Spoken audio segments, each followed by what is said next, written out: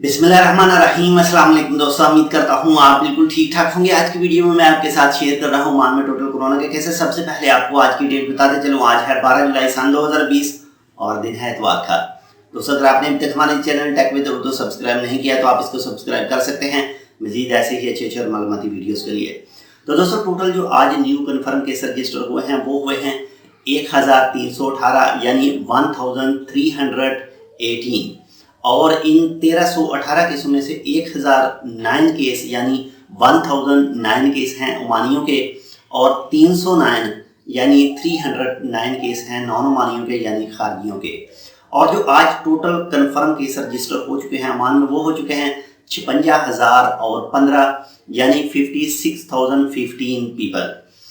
और जो कल से लेकर अब तक 24 घंटों के दौरान न्यू अमवात वाक़या हुई हैं वो हुई हैं 9 अफराद की, और जो टोटल इस वक्त अमवात वाक़या हो चुकी हैं वो हो चुकी हैं 257 यानी 257 पीपल की।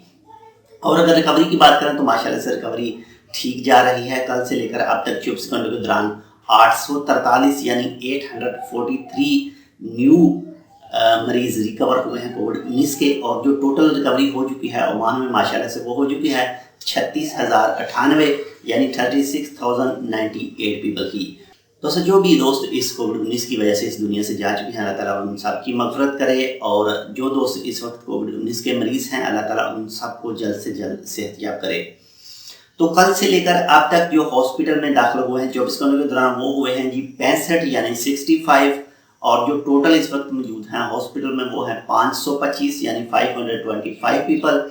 और अगर आईसीयू की बात करें तो इस वक्त मौजूद हैं आईसीयू में 143 अफराद यानी 143 पीपल। और जो टेस्ट हुए हैं कल से लेकर अब तक 24 घंटों के दौरान वो हुए हैं जी 3570 यानी 3570 पीपल के। और जो टोटल जब से ये बीमारी आई है तब से लेकर अब तक जो टेस्ट हुए हैं ओमान में वो हुए हैं जी 2,38,614 अफराद के। तो दोस्तों, आपके साथ ओमान का कोई भी महकमा हो, सुप्रीम पेंडी हो, पुलिस हो, बल्दिया हो, जो भी हो, वो आपके साथ इन्फॉर्मेशन शेयर करते हैं कि आप कोविड-19 से कैसे महफूज रह सकते हैं, कैसे दूसरों को रख सकते हैं। तो प्लीज़ उनको फुल फॉलो कीजिएगा। सुप्रीम पेंडी ने जितने भी रूल बताए हैं आपको वो भी ज़रूर फॉलो कीजिएगा।